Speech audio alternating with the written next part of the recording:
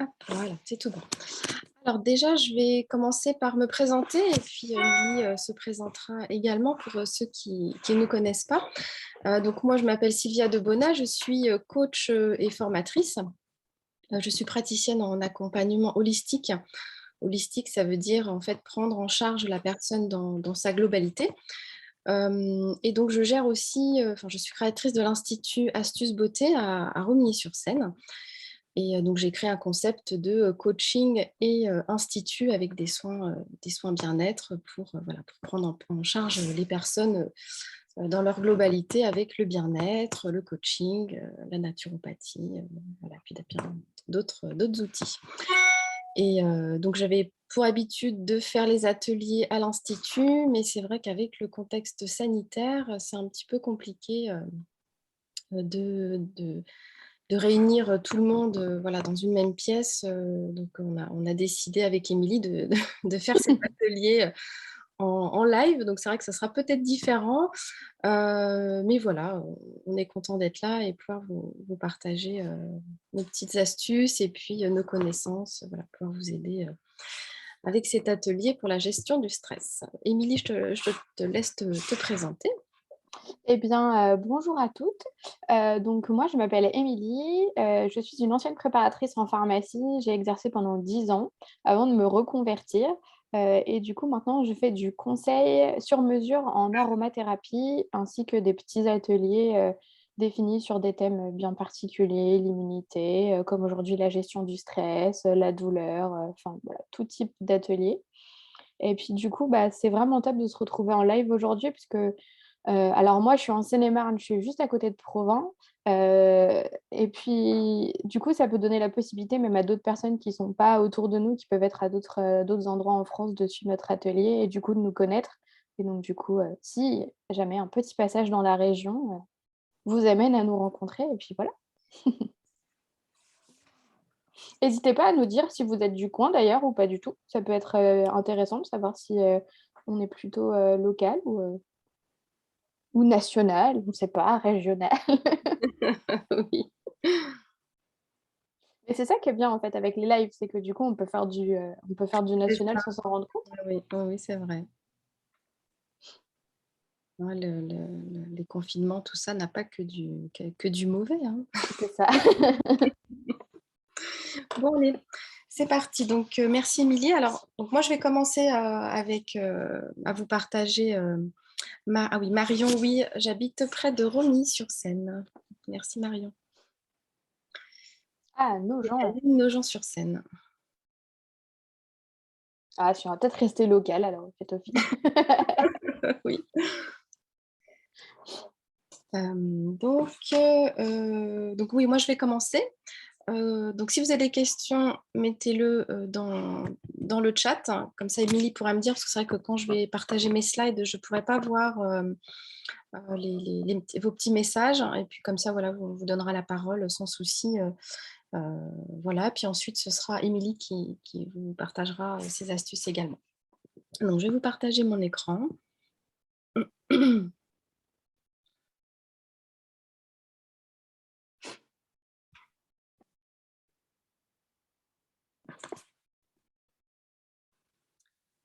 Juste, je ne suis pas très douée avec ça, mais je vais y arriver.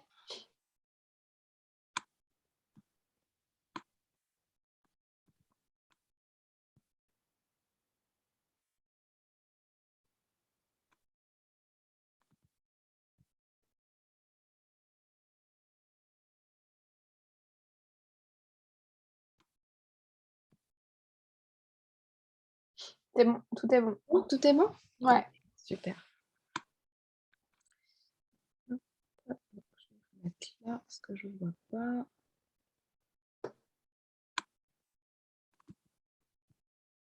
Bon, je ne sais pas comment enlever. Enlever quoi? Moi, je vous vois tous sur mon écran, en fait. Hop, ça y est, c'est bon. Allez, c'est parti. Donc, la gestion du stress. Donc, j'ai voulu faire cet atelier aujourd'hui aussi, enfin, ce thème du moins, parce que c'est vrai que ça revient souvent et ça touche tout le monde, vraiment tout le monde. Et des fois, on se dit: «Mince, je suis une personne stressée». On s'identifie au stress alors que, en fait, le stress, ça nous appartient. C'est vrai que en fait, c'est dans notre tête, hein, parce qu'on a tous une façon différente de gérer le stress. Mais en fait, ça s'apprend et quand on apprend à se connaître, on arrive à l'apprivoiser et en faire plutôt un atout, plutôt que ce soit quelque chose qui nous handicape. Donc là, ce que je vais vous poser comme question, hop, c'est déjà le stress et vous. C'est-à-dire que je vais vous demander, de prendre là quelques instants et de noter, sur une note de 1 à 10, où est-ce que vous en êtes vous par rapport au stress? Donc 1 c'est, bah, pas trop, pas tout va bien en fait, c'est vraiment ponctuellement de temps en temps. Et puis 10 c'est, vraiment beaucoup. C'est-à-dire que voilà, je suis, stressée en permanence, tout me stresse, donc voilà, de vous mettre, de vous noter, entre 1 et 10, heu, mince, hop, par rapport au stress. Et ah, c'est des petites personnes qui arrivent. Et en fait, de vous poser la question, est-ce que c'est fréquent? Est-ce que c'est, tous les jours? Est-ce que c'est occasionnel? À quel moment, en fait, le stress apparaît? Est-ce que, c'est vraiment des moments précis dans la journée? Est-ce que c'est dans des lieux? Est-ce que, c'est, quand vous avez des souvenirs? Est-ce que c'est, voilà, de prendre conscience à quel moment arrive ce stress, donc de le noter et de vous poser la question: «Qu'est-ce que ça, engendre chez vous, en fait?» Au niveau de votre corps, au niveau de vos pensées, au niveau de vos actions. Voilà, je vous laisse juste un petit moment pour réfléchir à ça et de noter. Bienvenue à ceux qui viennent d'arriver. Donc on vient juste de commencer, voilà, on s'est présenté et là c'est le 1er slide, donc c'est moi qui interviens en premier, puis ensuite ce sera Émilie. Si vous avez des questions, n'hésitez pas à nous les mettre, dans le chat.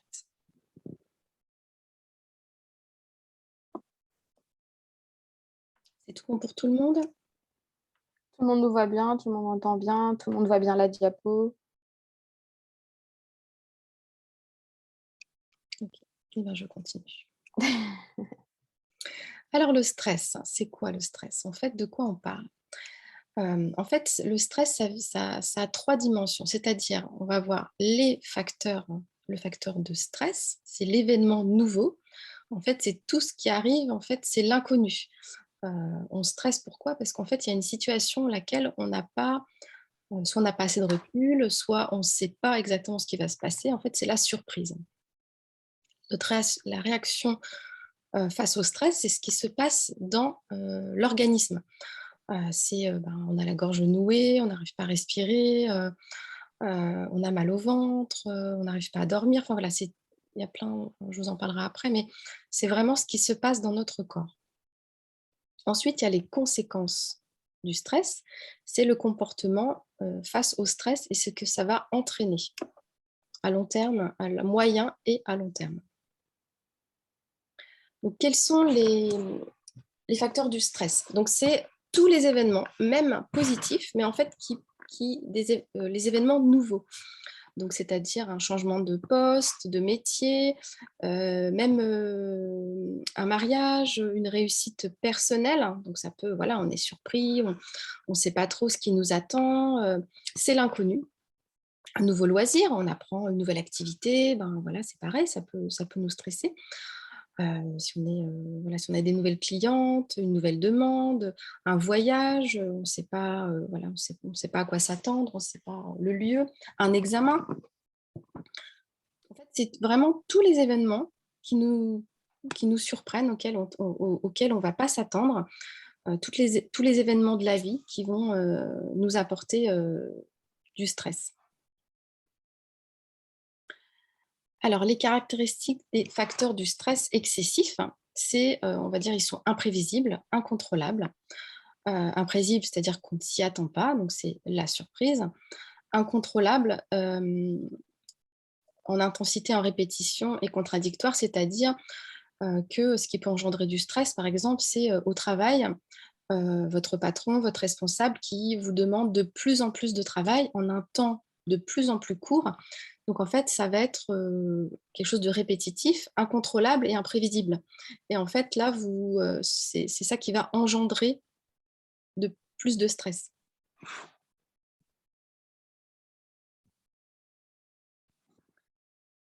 La réaction face au stress, donc c'est une réaction normale d'adaptation au changement. C'est une des grandes fonctions de l'organisme. C'est un processus indispensable qui détermine les comportements de survie. En fait, c'est une réaction qui est tout à fait normale. En fait, on n'aurait pas cette réaction dans notre corps, on ferait n'importe quoi. En fait, on traverserait la rue sans regarder.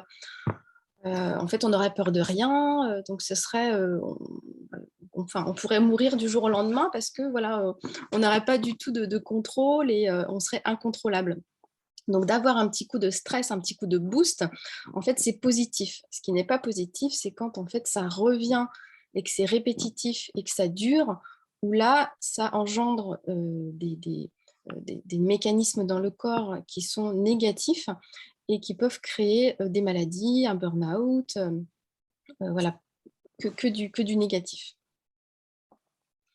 Aujourd'hui, en fait, on ne parle pas de mauvais ou de bon stress, mais on parle de niveau de stress. Un niveau de stress modéré et stimulant, un niveau de stress excessif et contre-productif. En fait, comme je viens de vous dire, c'est normal d'avoir un coup de stress.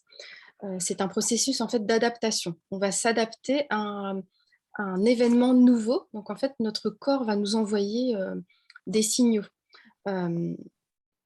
Euh, en fait, un bon stress va nous aider à nous concentrer parce qu'en fait, ça va irriguer en fait ce que ça va faire dans l'organisme, c'est que ça va nous apporter en fait de l'adrénaline, du cortisol, et en fait le corps du coup, le sang va mieux irriguer nos tissus, on va être beaucoup plus concentré, on va avoir les yeux qui vont être vraiment écarquillés.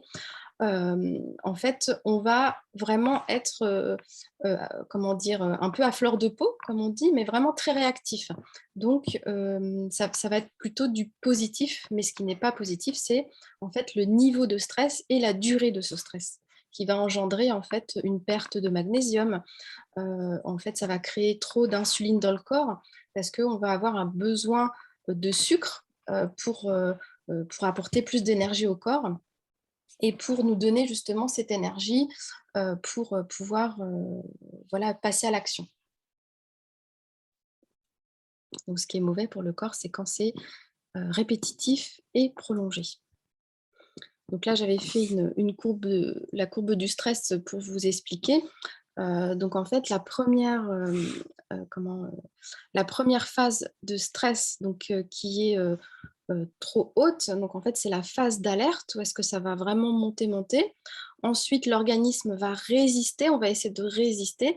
Et puis il y a un moment, en fait, quand on a tout donné, quand il y a eu trop de pics d'adrénaline, trop de cortisol dans le corps, que le corps, en fait, quand on a du cortisol qui arrive dans le corps, l'hormone du stress, en fait, le corps met 5 heures pour l'éliminer. Et donc, si on ne l'élimine pas, et en fait, si on a encore du stress, ça va en reproduire. Et c'est là en fait qu'on va résister, puis à un moment, c'est la phase d'épuisement, on va subir et on peut arriver malheureusement jusqu'au burn-out si on ne s'écoute pas. Le fait d'avoir du cortisol dans le corps, et puis voilà, d'arriver jusqu'à l'épuisement, c'est parce que ça affaiblit notre système immunitaire et nos systèmes de défense de l'organisme. Les conséquences de l'excès de stress, toujours de l'excès de stress, donc le stress est un phénomène bénéfique sauf s'il est répété durable, donc je me répète. Trop Trop de cortisol, en fait, ça a un impact sur l'immunité et ça a un impact sur les connexions du cerveau. En fait, il faut, donc oui, je m'étais noté ça, je viens de vous le dire, donc il faut, quand il y a un gros stress, production d'adrénaline, de cortisol.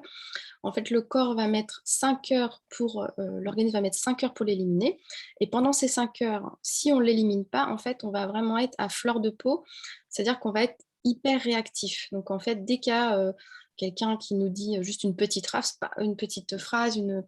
peut-être quelque chose que d'habitude, en fait, ça ne nous aurait pas du tout, impacté et ben là, paf, on va démarrer au quart de tour, on va tout prendre mal, donc en fait, c'est ça voilà, ça va rester dans le corps et ça va s'accumuler, et en fait, ça va puiser notre énergie et en fait, après, il y aura des carences dans l'organisme comme, en 1er, c'est, le magnésium et et on va créer trop d'insuline dans le corps pour pouvoir réguler ce taux de sucre. Alors les indicateurs de stress. Donc en fait, ce qui se passe, en fait, ce qui peut nous faire réagir, donc quand, vous voyez la réaction qui va se passer dans votre tête, dans votre cœur, dans votre corps, ou si vous avez quelqu'un de votre entourage, en fait, c'est le mental, donc c'est la tête. En fait, on va être indécis, on va être un peu étourdi, on va avoir des problèmes de mémoire, des problèmes de concentration, on va être moins réactif, on aura moins d'humour, on va bloquer sur des petits détails, quoi, on va chercher la petite bête. Au niveau des émotions, donc au niveau, du cœur, donc on va être plus méfiant, on va être irritable, on va avoir des excès d'émotions comme la peur, la colère, la jalousie, de la perte d'intérêt, la peur des autres, on va pleurer, sans ce motif, en fait, ce sera inapproprié. Notre réaction sera inappropriée. Notre comportement, donc au niveau du corps, donc c'est quoi? Bien sûr, on a la gorge nouée, on a des remontées acides, des douleurs gastriques, la constipation, troubles du sommeil, de la fatigue, en fait, des allergies, problèmes de peau, tension, douleurs musculaires, respiration saccadée. Hem En fait, vous voyez, tout est lié en fait. En fait, quand on a quelque chose qui ne va pas dans la tête, quand voilà, on a du stress, on est tracassé, on est angoissé, et ben, en fait, tout est lié. On n'a pas que c'est pas que dans la tête, quoi. Le corps parle et sachant qu'à la base, on vient que d'une seule cellule et que ce soit le corps ou les doigts de pied, en fait, tout est lié, tout est relié. Et du coup, quand on n'est pas bien, et ben, en fait, le corps s'exprime, on va dire tout ce qui ne s'exprime pas s'imprime quand on n'exprime pas nos émotions, et ben, c'est pareil dans le corps, ça va s'imprimer et voilà, il y aura des dysfonctionnements et après ça va s'accumuler. Donc en fait, les solutions, inadaptées face au stress, ça va être tout ce qui est addictif. Parce qu'en fait, vu qu'on va pas être bien et ben, on va essayer de compenser, on va essayer de chercher, le bien-être, de trouver une autre solution en fait, d'éloigner tout ce qui est, frustration et de s'apporter, du bien-être. Donc si vous voulez, on a comme on dit, on a 2 parties de nous, c'est en nous, c'est-à-dire une partie qui est raisonnable et voilà, qui nous veut du bien, qui sait ce qui est bien, ce qui est mauvais. Et puis en fait, on a une autre partie de nous qui nous veut aussi du bien, mais qui va toujours faire tout pour qu'on aille mieux. C'est-à-dire que voilà, si voilà, on est stressé, on n'est pas bien, en fait, même si on sait que il faut pas fumer, que c'est pas bien pour la santé, et ben, vu qu'il y aura un deuxième bienfait, c'est-à-dire enfin un bienfait qui va créer avec le fait de fumer une cigarette, le petit moment de pause, l'échange avec les autres, en fait, il va trouver un bénéfice caché, donc ça va être voilà, de s'apporter du réconfort, comme une personne qui va plus, être en addiction avec l'alcool, avec les médicaments, enfin voilà, de s'apporter du bien-être, même si on sait inconsciemment que c'est mauvais pour nous, pour notre organisme, ça va être voilà, on va compenser, autrement. Ça va pour le moment? Vous suivez? Il y a pas de questions, Émilie? Non, il n'y a pas de question. Moi, je voulais ju si ça t'embête pas, je voulais juste rebondir sur, Oui. la slide d'avant où tu disais que, enfin, que voilà, que tout était lié et que du coup, des fois, on avait des douleurs, des constipations, des troubles du sommeil et du coup, des fois, enfin, je l'ai vécu en pharmacie, c'est pour ça que j'en parle, mais quand parfois on vous dit: «Mais, vos troubles du sommeil, ils sont pas liés à autre chose», c'est parce qu'en fait, on essaye toujours de pas de traiter le problème, parce qu'on sait qu'il y a sûrement une cause beaucoup plus profonde que ça et que du coup, il faut vraiment aller chercher vers cette cause profonde parce que c'est pas parce que pendant 10 jours, vous allez prendre quelque chose qui va vous aider à dormir que votre stress va être, va s'en aller et donc on pourra vous aider au départ, oui, pour les problèmes que vous avez là, maintenant, à un instant T, mais il va quand même falloir se dire qu'il y a quand même un gros truc en dessous, ce trouble du sommeil et qu'il va falloir chercher ça parce que le trouble du sommeil, par exemple, il va revenir coûte que coûte. Oui, c'est juste un pansement, en fait. Le fait de C'est prendre ça. un médicament, c'est sur le coup, voilà, hop, on cache la plaie et puis, en fait, bah, si elle est pas soignée, ça si on va pas chercher la cause de la cause, effectivement, ça sera toujours un problème qui reviendra, hein. C'est ça, On a beau prendre tous les médicaments, voilà, ça tout à fait. Mmh. c'est ça et du coup, ce qui me fait rire, c'est que, du coup, je vois parce que je me rappelle de situations où j'étais en pharmacie et où, du coup, je disais aux gens: «Mais il y a pas autre chose derrière votre trouble du sommeil?» et cetera et la plupart du temps, les gens répondaient avec un ton hyper, avec de la colère, de l'irritabilité et du coup, ça allait pile avec, en fait. C'était du coup, c'est comme tu dis, tout est lié.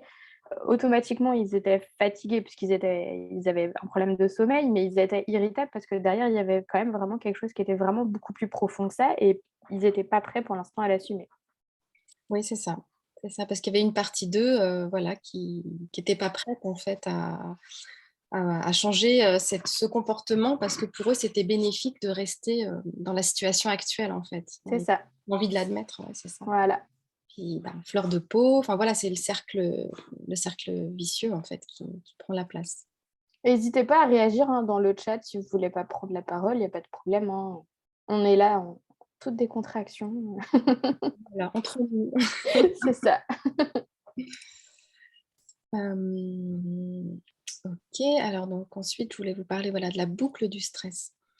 C'est-à-dire que c'est, chez une personne, plus une personne est stressée, plus elle stresse facilement. Bah, c'est un petit peu ce qu'on vient de voilà, ce qu'on vient d'évoquer et en fait, c'est contagieux, quoi, aussi. Dans un groupe, en fait, quand on sent une personne qui arrive, qui est stressée, bah, en fait, c'est comme le rire, hein, c'est communicatif.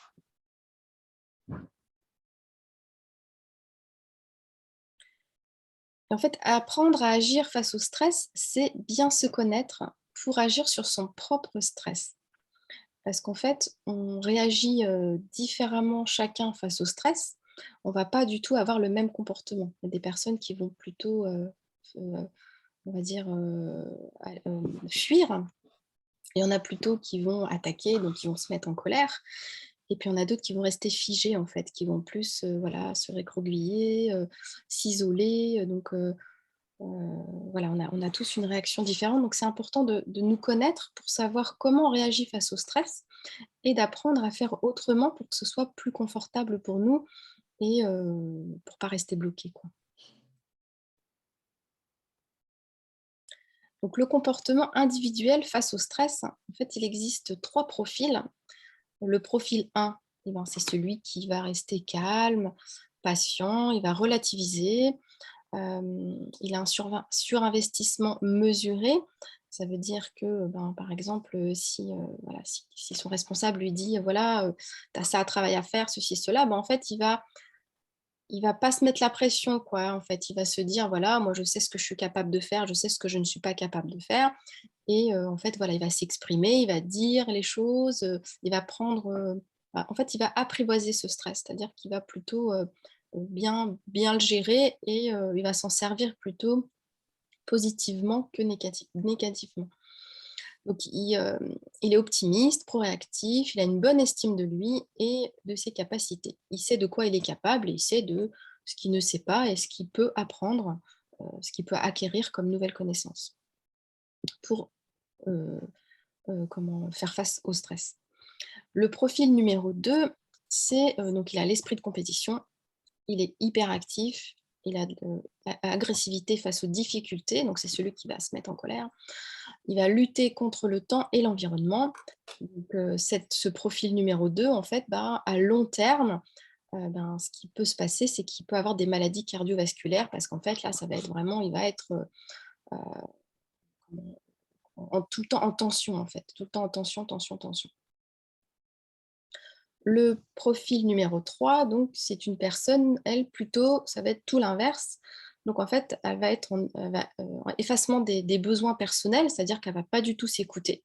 Elle ne va pas prendre en compte ses petits messages et ses besoins. Soumission et conciliation, répression de l'hostilité, vulnérabilité dépressive.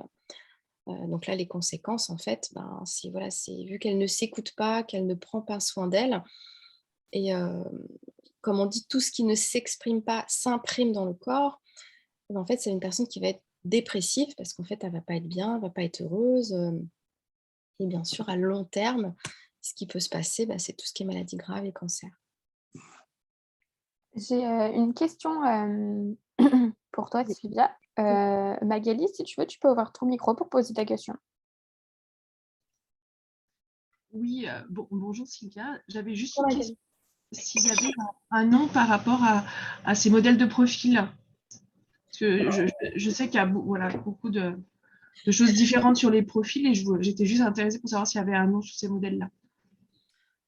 Écoute, j'ai pas de peut-être. C'est vrai que moi, je les ai nommés profil 1, profil 2, profil 3, pour ne pas mettre d'étiquette. Mais moi, là, comme ça, pas à ma connaissance. C'est vraiment des exemples. D'accord, merci. Je t'en prie. Il y a Melma aussi qui a une question. Si tu veux ouvrir ton micro ou en fait, elle demande Bonjour. si c'est bonjour! Oui, Bonjour. non, c'est ce que je me demandais, c'est que est-ce que il est possible d'avoir des phases et d'avoir différents profils en fonction peut-être des situations ou notre état justement. Peut-être quand c'est répétitif, on se trouve plus dans le profil 3. Enfin, je demande ça, c'est plus perso finalement, mais parce que moi je sais que pour certaines situations j'ai le profil 1, mais pour beaucoup de choses aussi j'ai le profil 3. Alors, est-ce que c'est possible ou est-ce que c'est juste une idée qu'on se fait ou je sais pas. Oui, tout à fait. En fait, c'est les profils, c'est-à-dire qu'on va plus vers une tendance. C'est-à-dire que il y a des personnes qui sont en majorité, par exemple, dans le profil 2, mais selon les situations, elles vont être plutôt peut-être en profil 1. Et puis des personnes qui vont être, je ne sais pas, en profil 1 en majorité, mais à certaines situations de stress, ils vont plus être en profil 3 ou en profil. En fait, tout à fait, c'est de repérer dans quel profil tu es en majorité et en fait, dans quelle situation tu vas plus vers vers tel ou tel profil. Et en fait, te poser la question, pourquoi, en fait, quand il y a effectivement ce genre de situation, je vais plus, m'effacer et rien dire et me cacher, ou quand il y a telle situation, pourquoi je vais être plus dans l'agressivité et plutôt le contraire. Merci beaucoup. J'ai répondu à ta question? Oui, parfaitement, ouais, parfaitement. Merci. Et du coup, moi, ça me fait poser une question. Est-ce que tu peux, avec le temps, en faisant un travail sur toi, passer, par exemple, d'un profil 2 à un profil 1? On peut. Mmh. On peut, en fait, bien sûr, ça ne se fait pas du jour au lendemain. Ah bah non, non, non, non. Je dirais que ça, c'est vraiment plus du travail sur soi, en étant accompagné peut-être, pour avoir les bons outils, parce que c'est vrai que soi-même, des fois, on a des réactions automatiques face à certaines situations, parce que bien sûr, en fonction de notre éducation, en fonction des expériences qu'on a vécues, on va, face à certaines situations, on va réagir différemment. Et en fait, on va avoir un système automatique. Et si on veut changer ça, donc déjà, c'est d'en prendre conscience, de se dire, oui, c'est vrai que quand il y a, à chaque fois que j'ai un examen, ça me met dans des états pas possibles, ou quand voilà, mon supérieur me demande de faire un travail, je me mets dans des situations en profil 2 constamment. Et en fait, ça m'agace, je voudrais changer ça. C'est vrai que pour le changer, il faut un petit peu de temps. Le fait d'être aidé, d'être accompagné, ça permet d'avoir les bons outils et en fait, à chaque fois, de changer de comportement face à telle situation. Et après, avec le temps, ça devient justement un automatisme. On se dit, stop, c'est bon, je connais, je ne veux plus réagir comme ça, maintenant, je veux faire autrement. Donc oui, on peut changer face à certaines situations, voilà, mais il faut un petit peu de temps. Mais oui, bien sûr, parce qu'en fait, en vrai, c'est dans notre tête, parce qu'on est responsable de nos comportements et on est responsable de nos pensées aussi. Mais voilà, quand c'est en mode automatique, puis il faut avoir envie aussi, faut être prêt, hein, faut avoir envie de changer. Puis il faut aussi en avoir conscience. Si, je crois que c'est le plus dur. C'est ça. Hop, je continue. Ouais, c'est bon pour nous. Alors, les problèmes stressants, justement, à qui la faute? En fait, soit on va être plutôt externaliste, soit on va être internaliste. C'est-à-dire, externaliste, c'est l'individu attribue ce qui lui arrive à des forces extérieures. Donc, c'est toujours la faute des autres. C'est pas ma faute, ce qui m'arrive, c'est à cause des autres, c'est à cause d'un tel, c'est à cause de ma copine, de mon copain. Voilà, c'est toujours la faute des autres, du gouvernement, du président, de ceci, de cela, mais c'est jamais de ma faute. Et les internalistes, c'est le contraire. C'est l'individu pense que ce qui lui arrive dépend de lui-même et de ses attitudes. Donc ce genre de profil, en fait, il va se dire tout le temps que c'est de sa faute. Il ne va pas se dire qu'il y a un moment, peut-être que ça peut être... non, c'est en fait, on va dire, on peut, on va dire, on peut changer ce dont on est responsable, mais on ne peut pas changer le comportement des autres. Donc des fois, il y a des situations de stress, et ça ne dépend pas forcément de nous. Donc en fait, de repérer dans en fait, dans quel profil vous êtes et de se dire, quand il y a une situation justement stressante, de se dire, en fait, qui est responsable là en fait? Est-ce que je suis responsable de cette situation? Est-ce que c'est moi qui a provoqué ça ou c'est plutôt les autres et que comment je pourrais y faire face en fait? Quel outil, enfin, quel outil ou quelle expérience antérieure j'ai déjà géré et que je peux gérer de la même manière ou que voilà, tout s'est bien se passer.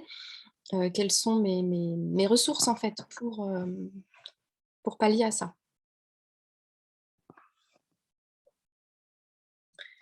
Et en fait, nous n'avons pas tous le même niveau de stress, c'est-à-dire en fonction de la situation, en fonction de notre âge et en fonction de nos expériences de vie. On ne va pas avoir la même intensité, le même niveau, les mêmes pensées. Donc, je vais en fait vous donner 3 exemples de situations et 3 niveaux de stress différents. Donc, en fait, on va prendre l'exemple du déménagement. Donc là, c'est une ado qui doit déménager. Donc là, c'est la fête. C'est super bien. Donc, il y a un petit coup de stress là parce qu'on se dit, oh là là, il y a les copains qui vont arriver pour m'aider. Ça va être cool, mais voilà, faut que j'oublie rien, faut que j'oublie pas d'appeler un tel, faut pas que j'oublie d'acheter ce qu'il faut pour faire la fête en même temps. Voilà, ça va être plutôt un petit stress, mais positif, quoi. On va plus être un petit peu dans l'euphorie. Ça va pas, voilà, on va avoir une réaction plutôt à un stress positif. Ensuite, on va avoir la mère de famille. Donc, comment alors je déménage, alors oulala, le niveau de stress là il monte un peu, faut que je fasse garder les enfants, mais voilà, où est-ce que je vais mettre les habits d'un tel et faut bien ranger dans les cartons, voilà, faut pas qu'il y ait de la casse, donc faut que je prévoie tout ce qu'il faut. Donc là, c'est le niveau de stress là, il monte un petit peu plus et on se dit, voilà, comment je vais faire, comment, voilà, il faut que j'anticipe, il faut que je m'organise différemment pour que tout se passe bien. Ensuite, exemple pour la même situation, donc là, ça va être, par exemple, une personne âgée voilà, qui doit déménager peut-être d'une maison à un appartement ou même d'une autre maison, peu importe.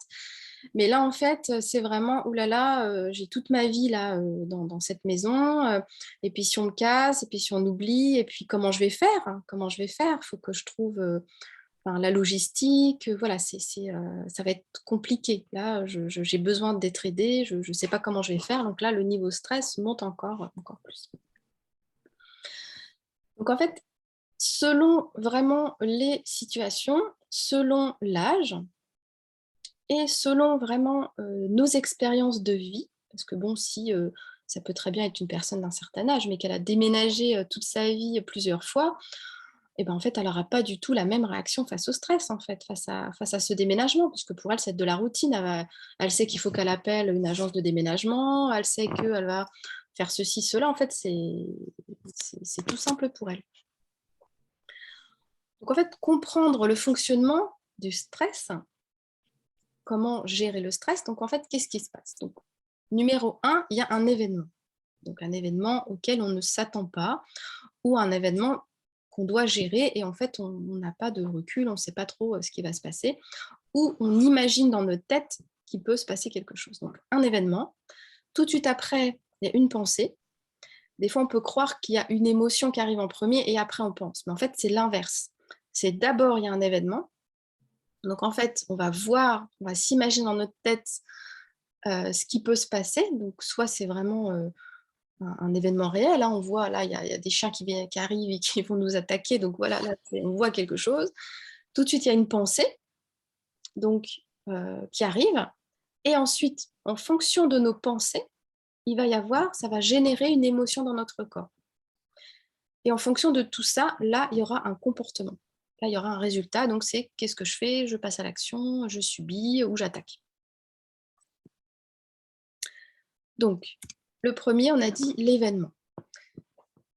Quand arrive un événement, en fait, par exemple, je ne sais pas, un examen, le bac, un entretien d'embauche, ou toute autre chose, en fait, on va se poser la question, est-ce que je peux obtenir plus de renseignements sur cet événement, déjà? Parce qu'en fait, vu que c'est une surprise et que, en général, c'est quelque chose auquel on se pose plein de questions, et c'est pour ça, en fait, qu'on a un stress, c'est parce qu'en fait, on ne sait pas ce qui va se passer. Donc, est-ce que je peux obtenir plus de renseignements face à cet événement? Quel enjeu représente-t-il pour moi? Est-ce que c'est vraiment un danger, un vrai danger réel? Est-ce que c'est une menace? Est-ce que c'est un défi? Est-ce que c'est en fait un danger qui n'est pas réel en fait? Quelles ressources j'ai à ma disposition pour faire face à cet événement? Ou que dois-je apprendre pour y faire face? Est-ce que je peux demander de l'aide aussi pour y parvenir? Donc si vous pensez je sais pas, donc en exemple de passer un examen, et ben en fait, voilà, d'avoir plus de renseignements. Où est-ce que ça se passe? À quelle heure? Je sais pas, de voir quelle est la source de stress en fait. Est-ce que c'est comment je vais y aller? Est-ce que j'ai peur d'être en retard? Est-ce que voilà, c'est le lieu? Donc est-ce qu'il y a un enjeu qui représente-t-il pour moi, donc un danger, une menace, c'est plutôt un défi? Quelles ressources j'ai à ma disposition pour y faire face et que dois-je apprendre pour y faire face? Quelles ressources? Et ben, en fait, j'ai bien appris ma leçon, j'ai fait mes fiches, j'ai fait tout le nécessaire. Et que dois-je apprendre pour y faire face? Et ben, est-ce qu'il me reste encore des autres choses justement à apprendre? Est-ce que je pourrais avoir une autre méthode d'apprentissage peut-être pour que je puisse, pour que je me sente rassurée? Ou est-ce que je peux demander de l'aide à quelqu'un pour y parvenir en fait, soit un prof, soit à un ami, voilà. Donc voilà, de vous poser toutes ces questions face déjà à l'événement, déjà pour se rassurer. Ensuite, on a dit que venaient les pensées. Donc les pensées, en fait, il y a 3 pensées, on va dire, différentes. Il y a la pensée automatique. C'est quand on est envahi par le stress, on a tendance à se laisser dominer par ses pensées. Donc la pensée automatique, en général, c'est je suis nulle, j'y arriverai pas, ça n'arrive qu'à moi. Ou alors les pensées automatiques, ça peut être, en fait, on on se braque.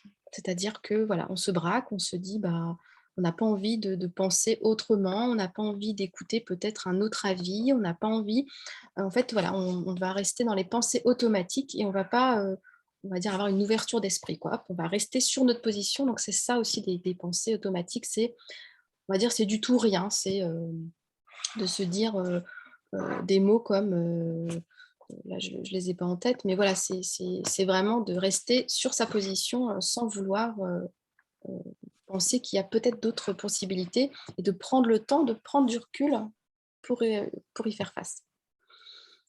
Ensuite, on a la pensée rationnelle. Donc ça, c'est vraiment, on prend du recul, on cherche une approche logique. Il est possible d'agir sur ses pensées quand on en prend conscience. J'ai les connaissances pour y arriver, je sais que je suis capable. C'est-à-dire, voilà, je sais que je suis capable de passer cet examen, je sais que je suis capable d'apprendre aussi, d'apprendre de nouvelles choses. Et voilà, on reste plutôt positif et logique, mais voilà, il faut en avoir conscience. Et la troisième manière, c'est tout ce qui est injonction, c'est-à-dire ce sont nos messages contraignants. En fait, les messages contraignants, donc il y en a 5, c'est le sois parfait, le fais plaisir, le dépêche-toi, le sois fort et le fais des efforts. En fait, les injonctions sont des croyances, en fait, des petites voix, là, des messages que nous avons reçus, qu'on nous a inculqués et des expériences que nous avons faites dans notre enfance. Connaître ces croyances, donc ces petites voix, ces messages, de les identifier permet de les identifier afin de leur accorder moins de crédit.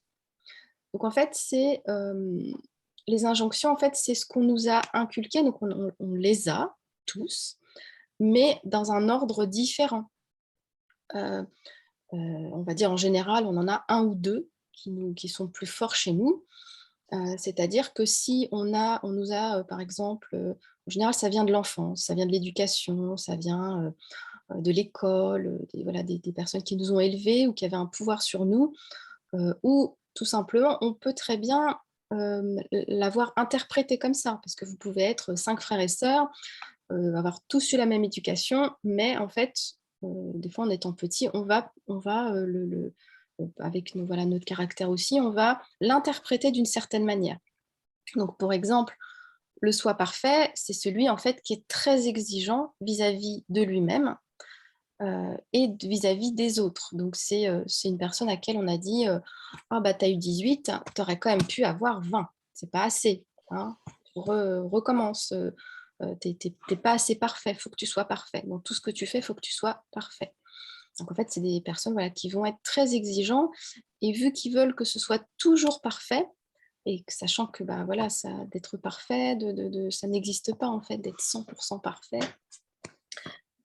Donc en fait, ils vont se mettre beaucoup de pression. Donc voilà, ça va engendrer beaucoup de stress inutile en fait, parce que dans tout ce qu'ils vont faire, ne serait-ce que à manger et en fait, ça va leur prendre plus de temps, plus d'énergie, et des fois, en fait, ils vont pas aller jusqu'au bout, ils vont pas finir parce que ce sera pas assez parfait pour eux.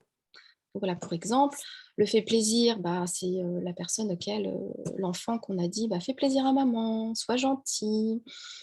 Voilà, faut être gentil avec les autres, faut faire plaisir à papy, faut être gentil avec les autres, en fait, à ses dépens, en fin de compte, hein. C'est vraiment faire plaisir à tout prix aux autres pour se faire aimer.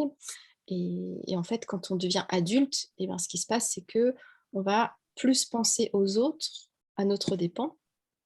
Et en fait, on va vouloir être gentil avec tout le monde, mais même de trop, en fait, on va anticiper les besoins des autres pour se faire apprécier, pour se faire aimer, pour se faire accepter. Le dépêche-toi, ça va être la personne à laquelle on a dit allez, dépêche-toi, dépêche-toi, dépêche-toi, tout le temps, dépêche-toi, il faut se dépêcher. On va être en retard à l'école, dépêche-toi, t'as toujours pas fini, mais dépêche-toi. Et en fait, ce qui va se passer, c'est quand on devient adulte, en fait, on va toujours se dépêcher. On va toujours faire tout vite, hein, même si c'est bien ou pas bien fait, il faut se dépêcher. Faut toujours, et puis il faut faire le plus de choses possible dans une journée, quoi. Il faut se dépêcher tout le temps. Le soi fort, c'est un peu aussi, soi fort, c'est en fait on pleure pas. En fait, c'est les garçons ça pleure pas. Voilà, il y a que les filles qui pleurent. Donc en fait, c'est une personne qui va pas exprimer ses émotions en étant adulte et en fait qui va être dure avec soi et avec les autres.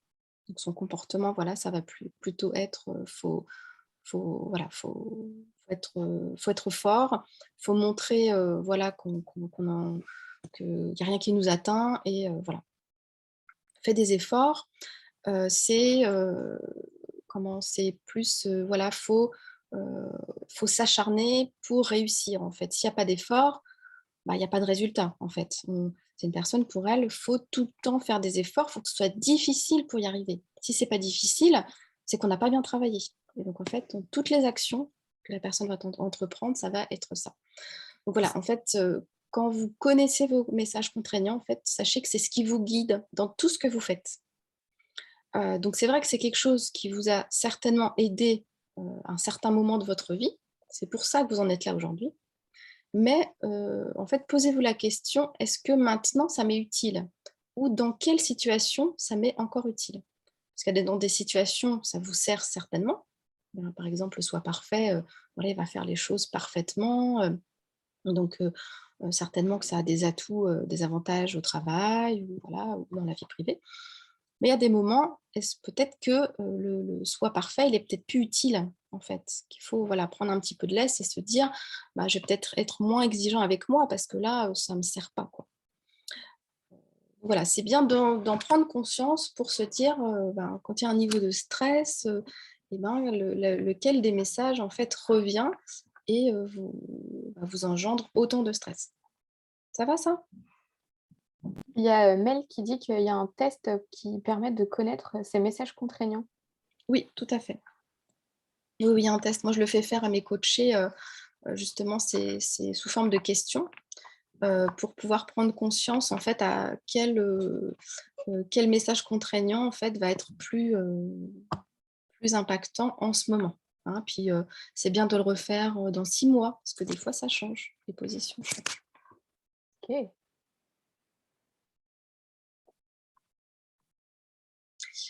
Ensuite, on avait les émotions. Donc les émotions, ce qui est important, c'est d'identifier l'émotion qui arrive, parce qu'en général, quand il y a un coup de stress, il y a toujours une émotion.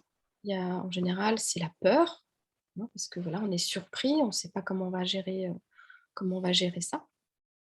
Donc en fait, c'est identifier l'émotion de notre corps. Enfin, notre corps nous indique l'arrivée d'une émotion. Donc on le ressent. Donc soit on a la boule au ventre, soit voilà, on a envie de pleurer. Voilà, on a différentes émotions qui peuvent arriver. Donc si c'est de la peur, ça va être un besoin de prendre du recul en fait, d'être assuré. Quand on est en colère, c'est un besoin d'être compris.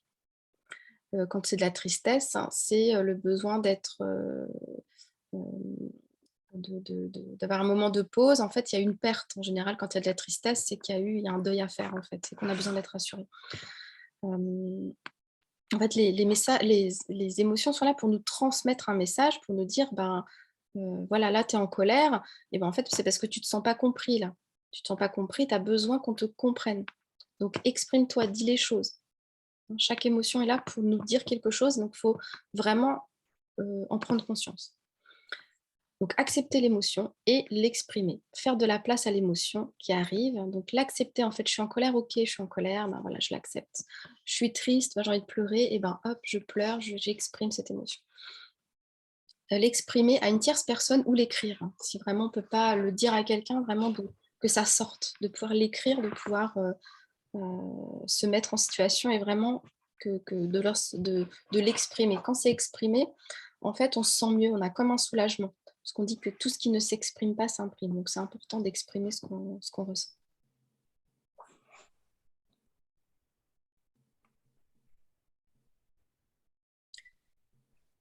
Ensuite, donc, il y a le comportement. Donc, c'est ce que je décide de faire et le résultat que je souhaite obtenir. C'est en fait, quand on a toutes les informations, l'événement, les pensées qui arrivent, les émotions que ça génère, et ben en fait, c'est ce que je décide moi de faire par rapport à ça.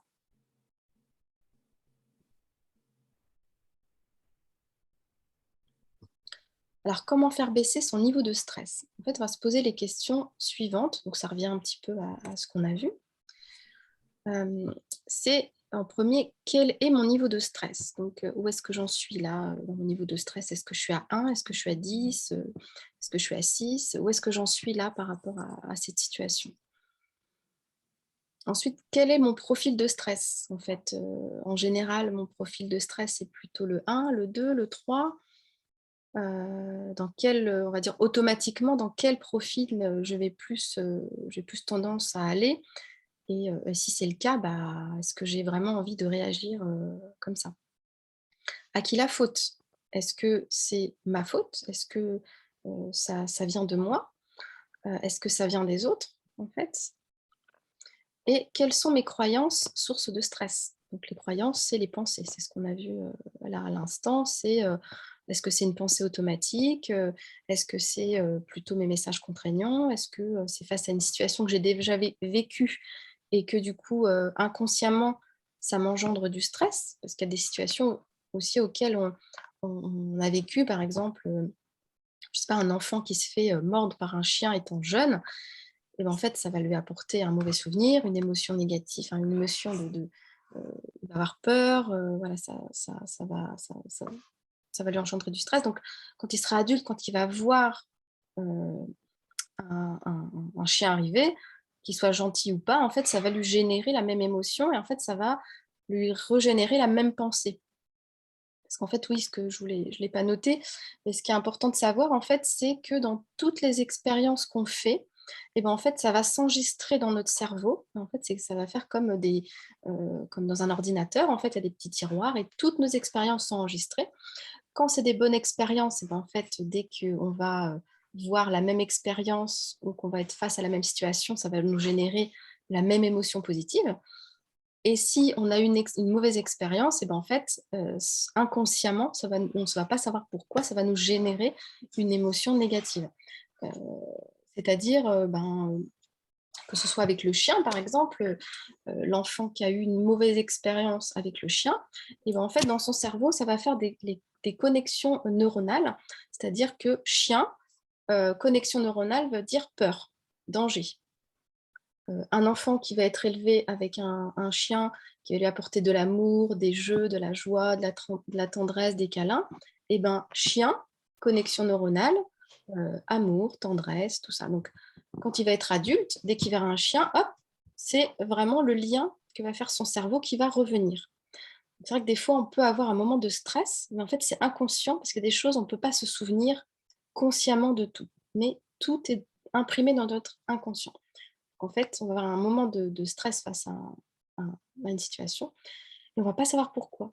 En fait, ça peut venir de l'enfance, ça peut venir, voilà, d'un moment dans notre vie et ça, bah, pareil, ça peut se travailler, en fait, de voir pourquoi à ce moment-là. Pourquoi ça nous génère du stress alors que, peut-être c'était une situation, ça peut être, vous savez, quand vous êtes, à l'école et que, en fait, vous parlez, devant vos camarades et que toute la classe vous regarde et en fait, ça, c'est une situation de stress, mauvaise expérience, émotion, voilà, peur, voilà, on est un peu figé, tout ça et puis quand on est adulte, on va reparler devant, d'autres personnes et ben, en fait, on va avoir la même réaction. Alors que là, depuis, il y a des choses qui ont changé, on a appris des choses, on est devenu adulte. Qu'avant, c'était nos camarades, peut-être qui se trifouillaient le nez, qui nous regardaient, qui s'en foutaient complètement de ce qu'on leur disait, et que nous, ça nous mettait voilà, dans des situations pas possibles. Mais il y a des choses qui ont changé depuis. Mais le cerveau va réagir exactement de la même manière. Parce que pour lui, ça va être un danger, ça va être un souvenir de danger. Donc voilà, donc ça, c'est important d'en prendre conscience, voilà, bah voilà, d'en prendre conscience et puis de se poser la question pourquoi en fait j'ai cette réaction. Ça va? Tout va bien? C'est bon, tout va bien. Tout va bien? Ok. On va passer aux outils. Hop, je regarde là. Alors, quelques outils. Donc, je voulais vous partager, donc, maintenant que je vous ai expliqué un peu, que vous en savez plus sur le stress que ça engendre, et puis les atouts et les inconvénients. Donc, les outils que je voudrais vous partager, ce qui est important de savoir, c'est d'apprendre donc, à vous connaître pour pouvoir apprivoiser et gérer votre stress. Donc vraiment pour en faire votre allié et qui ne prenne pas le dessus.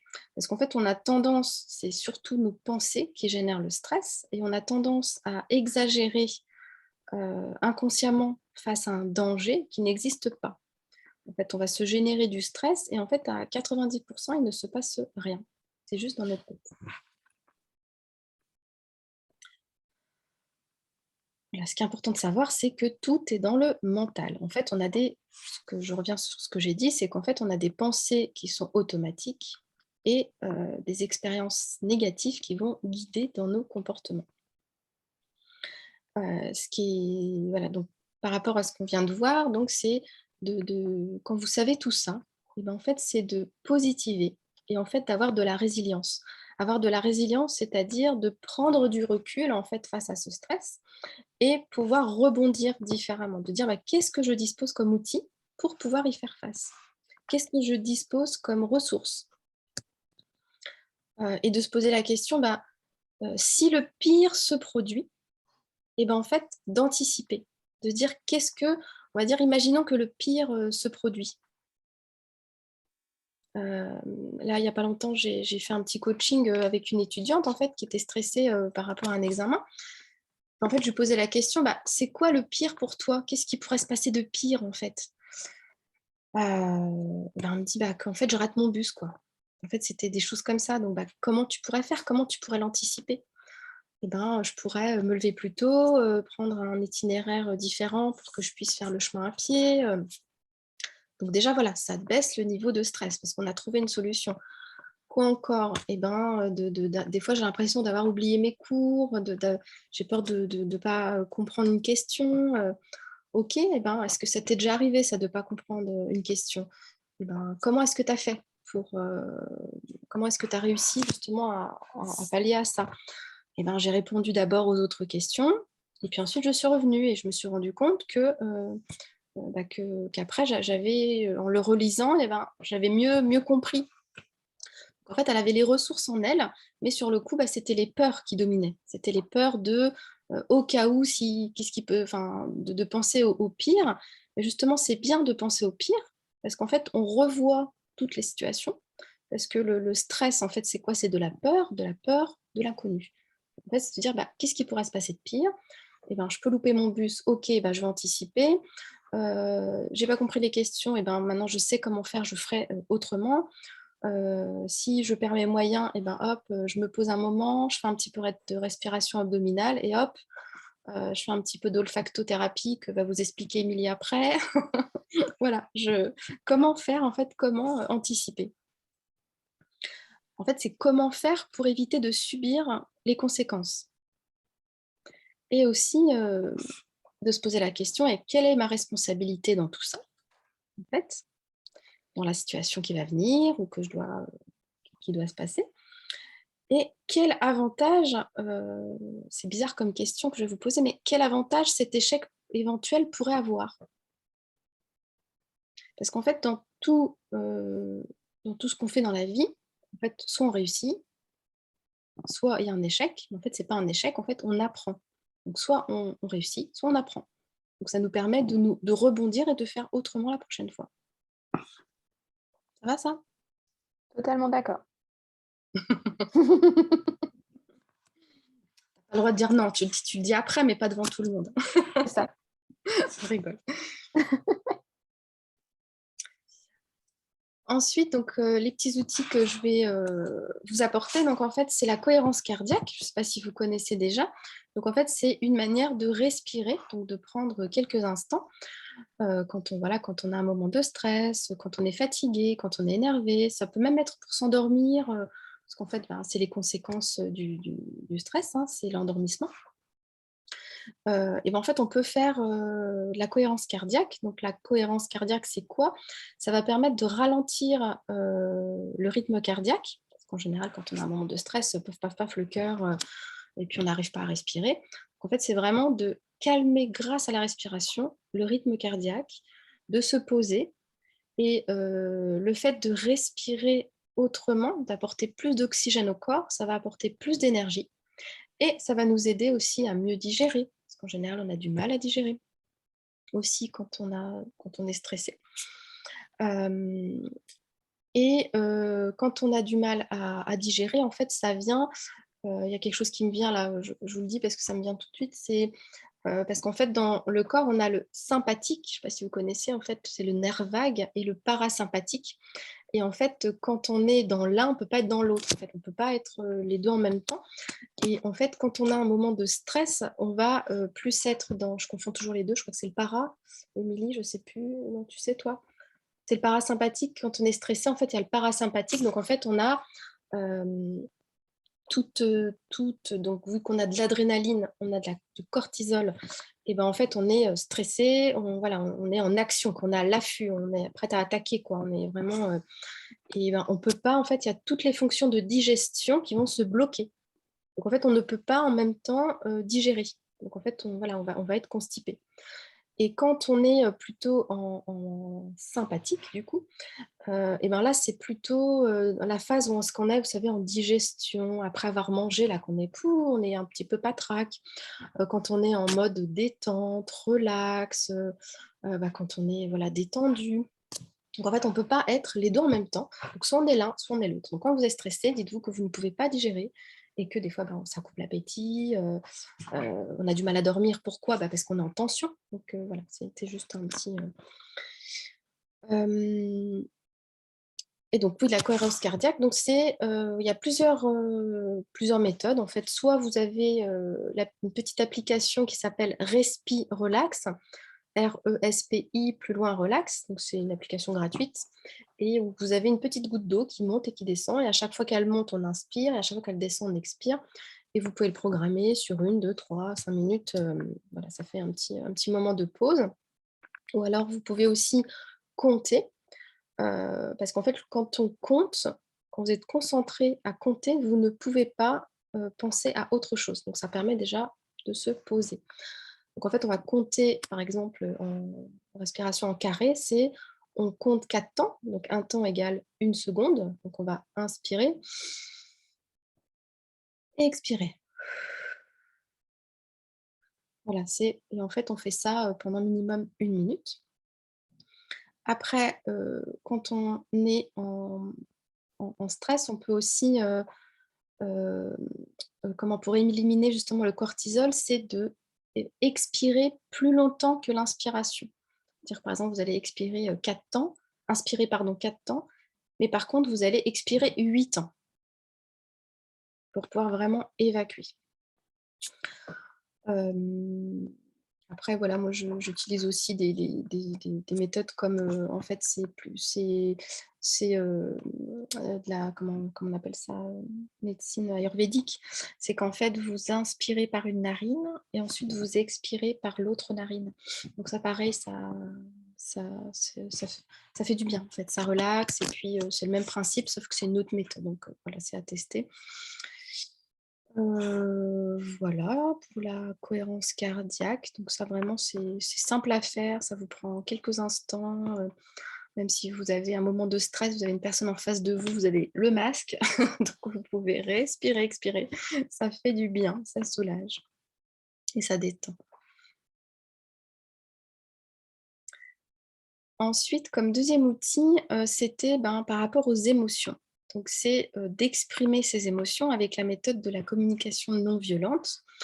Ça veut dire d'exprimer, en fait, avec bienveillance par rapport à l'autre. C'est de dire, quand tu fais ça, je ressens ça, pourrais-tu faire ça pour que je puisse ressentir ça? En fait, en gros, c'est l'exemple que je donne souvent parce que voilà, c'est plus parlant, c'est imaginez que vous êtes dans une voiture avec un conducteur qui roule hyper, hyper vite. Et qu'en fait, si vous lui dites oui, tu roules trop vite, non, non, non, enfin, si vous êtes dans l'émotion, on va dire, vous êtes en colère, et bien en fait, vous allez transmettre cette émotion au conducteur qui, lui, va aussi se mettre en colère et il n'aura pas envie de vous faire plaisir et au contraire, il va continuer à rouler vite. Que si vous êtes dans la communication non violente et que vous exprimez ce que vous ressentez, pour pouvoir vous calmer vous aussi, donc en fait, c'est de dire quand tu roules aussi vite, quand tu roules à 180 à l'heure, et ben en fait, je me sens inquiète, je me sens pas en sécurité, ça m'engendre beaucoup de stress. Est-ce que tu pourrais rouler à une vitesse autorisée? Est-ce que tu pourrais rouler à 90? pour que je puisse me sentir en sécurité et que je puisse me sentir apaisée. En fait, il sera beaucoup plus réceptif à votre demande plutôt que de répondre avec la colère. Donc ça, vous pouvez le faire à vos enfants, vous pouvez le faire, voilà, ça marche très très bien. Ensuite, écouter de la musique, ça permet de changer d'émotion déjà, ça permet de se mettre en bonne énergie, voilà, même des fois quand vous êtes fatigué après manger, que vous avez envie de regagner en énergie ou que vous avez un petit coup de mou, et ben, vous mettez une musique que vous aimez bien, que vous savez que ça vous donne du peps. Bon, l'idéal, c'est de danser, parce que de danser, ça génère l'hormone du plaisir, l'endorphine, hein, c'est ça. Non, c'est pas l'endorphine. Si, c'est l'endorphine, je sais plus, là, sur le coup, Je crois que c'est ça. c'est l'endorphine. C'est l'hormone du plaisir, voilà, voilà, on se sent bien, donc c'est vrai que voilà, écouter de la musique, puis c'est gratuit, c'est simple à faire, à mettre en place. On a tous un smartphone, ou même la radio dans la voiture, où voilà, on peut s'isoler et puis avoir un petit coup de peps et surtout de changer d'émotion. Ça permet de changer d'émotion. Et voilà. Et ensuite, lâcher prise, en fait. Lâcher prise, c'est de prendre du recul par rapport à la situation. En fait, de positiver, c'est-à-dire de voir son verre à moitié plein plutôt qu'à moitié vide. Voilà, de se dire, ok, je prends du recul, je prends une pause, je vais me laisser le temps de réfléchir à tout ça, et voilà, ça vous permettra de voir la situation autrement. Et surtout quand on a du stress, que je vous disais tout à l'heure, vu ça génère de la dopamine et ça génère du cortisol, donc c'est l'hormone du stress, et que ça reste 5 heures dans notre organisme, et ben en fait, il faut l'éliminer. Mais pas l'éliminer avec de la colère, des émotions négatives, mais l'éliminer, par exemple, en faisant du sport, en faisant autre chose en fait, qui vous génère aussi une émotion positive, du bien-être. Donc faire du sport, aller marcher, aller dehors, respirer le grand air. En fait, voilà, de bouger déjà. L'idéal, ce serait de bouger. On va dire les meilleures façons d'éliminer la cortisol, c'est la respiration, parce qu'en fait, on va l'éliminer aussi grâce au poumon, qui est un émonctoire, en fait, qui va éliminer tout ce qui est toxine du corps. Donc de respirer, d'aller dehors. Si vous faites en plus de la marche rapide, ça va permettre d'accélérer les rythmes cardiaques, on va dire, mais plus pas pour le stress, mais plus pour éliminer cette hormone. Et puis de vous faire plaisir avec du beau. Du beau, c'est la nature, le plaisir des yeux, de voir une source d'eau, je ne sais pas, la Seine, une rivière, la mer, si vous avez la chance d'avoir la mer, voilà, de voir la forêt, voilà, vraiment de vous faire du bien, et d'éliminer ces énergies négatives. Prendre soin de soi, c'est le dernier, je crois. Après, je te laisse la place, Émilie. Donc, prendre soin de soi, c'est quoi? En fait, c'est s'écouter un peu aussi, s'écouter soi. Parce qu'en fait, pour prendre soin des autres, il faut prendre soin de soi en priorité. C'est-à-dire dormir assez. Bon, l'idéal, on dit que c'est 7-8 heures, mais il y a des personnes où ils n'ont pas besoin de dormir autant, mais de repérer en fait le nombre d'heures qu'on a besoin pour récupérer, parce qu'en fait, c'est la nuit que nos cellules se régénèrent. Donc, sachez que toutes les cellules du corps se régénèrent, toutes les cellules de la peau, du cerveau, du cœur, toutes les cellules se régénèrent. Donc, il faut dormir assez pour pouvoir être en énergie. Parce que c'est vrai que c'est un cercle vicieux, c'est-à-dire que le manque de sommeil, en fait, génère du stress, et le stress, en fait, empêche de dormir. Donc, il faut vraiment trouver à dormir assez, trouver les solutions pour pouvoir avoir le nombre d'heures suffisantes pour dormir, ou alors de faire aussi des micro-siestes quand on n'arrive pas au début à dormir, donc d'arriver à faire des micro-siestes même de 15 minutes après le repas, par exemple, pour se faire une pause, faire un genre de méditation pour laisser divaguer les pensées. Bien sûr, changer aussi, si vous avez la possibilité de changer d'environnement, parce que des fois, quand on est dans un environnement on va dire, voilà, qui nous engendre du stress, hein. Ça peut être notre lieu de travail, donc on n'a pas le choix, ou des fois, enfin, peu importe. Et ben, en fait, c'est de se dire, «OK, je vais changer d'environnement». Bon, changer de travail ou alors, si on ne peut pas, et ben, en fait, c'est de se faire plaisir le week-end, le soir, voilà, de changer, de sortir un petit peu de la maison pour, sortir de la routine et de sortir de la routine, en fait, se mettre en action, ça fait du bien. Ça fait du bien à l'esprit. Puis surtout voir, la lumière du jour, de respirer l'air frais. Et bien sûr, tout ce qui est, ben, le sport, je le dis aussi, ça peut être aussi un défouloir, le sport, hein, parce que quand on se défoule, après, on se sent moins stressé. L'alimentation, donc l'alimentation, c'est pas se priver, hein, c'est manger de tout, mais en fait, d'éviter tout ce qui est abus de sucre, parce que l'abus de sucre, bah, en fait, ça donne, des, comment, au niveau du corps, le sucre, en fait, on n'en a pas besoin en vrai, hein, c'est juste un petit plaisir. Le trop de café, bah, trop de café, ça va engendrer encore plus on va être encore plus, stressé, réactif, et le café, en fait, ça enlève le magnésium, qu'on a dans le corps, et le magnésium, en fait, quand on est en manque de magnésium, ça génère aussi du stress, en fait. C'est pareil, c'est un cercle, vicieux. Hem, Qu'est-ce que j'avais mis? Réduire les sources de stress, donc tout ce que vous avez l'impression qui vous génère du stress, c'est-à-dire, ben, les informations, par exemple. Pourquoi écouter les infos, hein? Vous pouvez écouter la radio, avoir le petit récap de 2 minutes, c'est suffisant.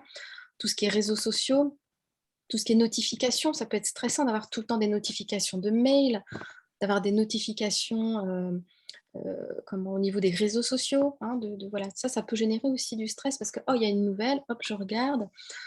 Hem Et ce que j'ai envie de dire, c'est de rechercher et de mettre, en mode automatique dans votre vie quotidienne, tout ce qui va vous, procurer des émotions positives.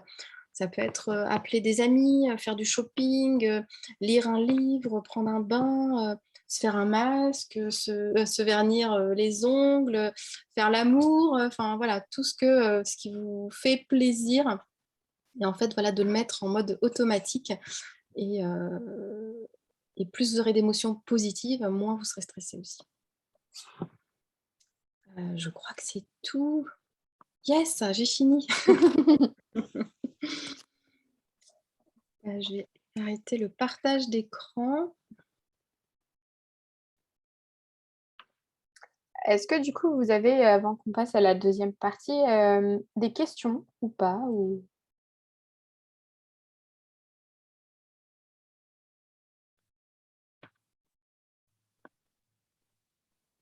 il y a pas l'air? Question. OK. Bon, bah, écoute, on va passer à ma partie. Du coup, moi, je vais vous donner, du coup, une manière de, gérer le stress et les émotions grâce aux huiles essentielles. Hop! Du coup, pou pou pou pou pou. Est-ce que tout est bon? Oui, on voit bien. On voit bien ton Tu écran. vois bien? OK. OK, super. Alors du coup, les huiles essentielles et les émotions et du coup le stress puisque du coup comme tu l'as dit, le stress et les émotions sont liés donc automatiquement voilà. Je vais vous en présenter 4. Alors, là je vais déjà parler d'olfacto, tout de suite, mais après je vous présenterai 4 huiles essentielles. Bien sûr il en existe, une grosse quantité, mais moi je vous présente les 4 principales en sachant que ça peut ne pas vous convenir et je vais vous expliquer pourquoi maintenant. Du coup, les huiles essentielles et les émotions, en fait, on peut principalement mieux les gérer, avec en fait l'olfactothérapie et avec les massages. Ça fait aussi du coup partie du prendre soin de soi, s'accorder un temps de massage et si en plus on peut en fait, le lier du coup, avec les huiles essentielles et cetera, ça peut être top.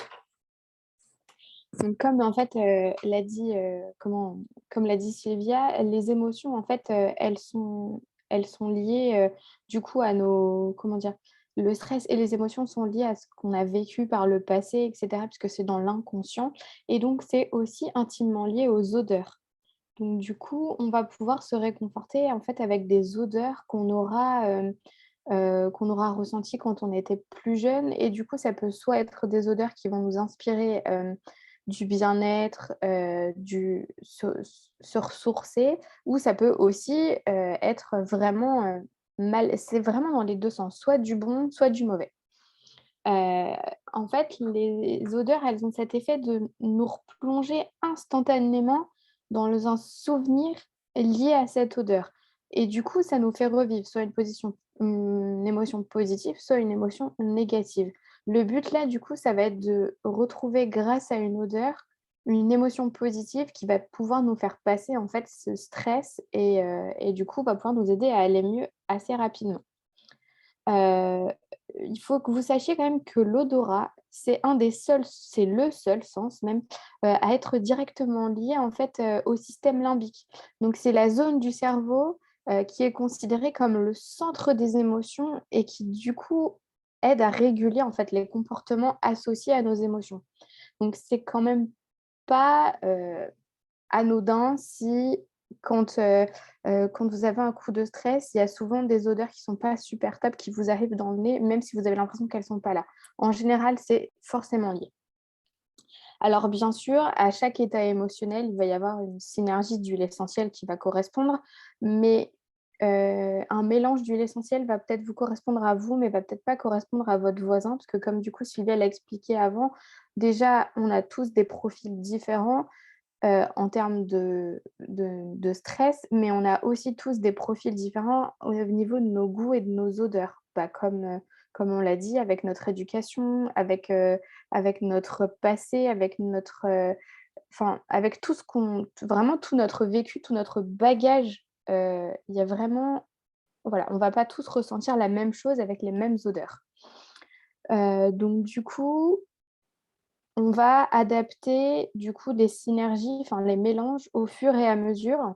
Par exemple, pour je sais pas, gérer une colère, vous allez avoir, un mélange d'huile essentielle qui va vous convenir à un instant T et si ça se trouve dans 6 mois et ben, ça va plus aller parce que cette odeur en fait ne va plus vous réconforter. Enfin voilà, il va falloir que ça s'adapte au fur et à mesure du temps, que c'est comme tout et c'est comme tu l'as dit, tout à l'heure Sylvia. Hop, hop, hop, hop, hop, hop, hop et du coup, je suis perdue. Du coup, l'olfacto, en fait, elle prend en compte, les composants donc l'olfactothérapie prend en compte les composants biochimiques, du coup, des huiles essentielles. Donc du coup, ça va être, c enfin, il y a une question, c'est ça? Non, non, c'est, Élodie qui doit Qui nous doit quitter. partir? Donc, OK. voilà. Donc du coup, en fait, il va y avoir en fait, comment dire? Les composants, en fait, les molécules aromatiques qui vont être pris en compte, comment dire? Dans des huiles essentielles qui vont être pris en compte, en fait, dans l'olfactothérapie.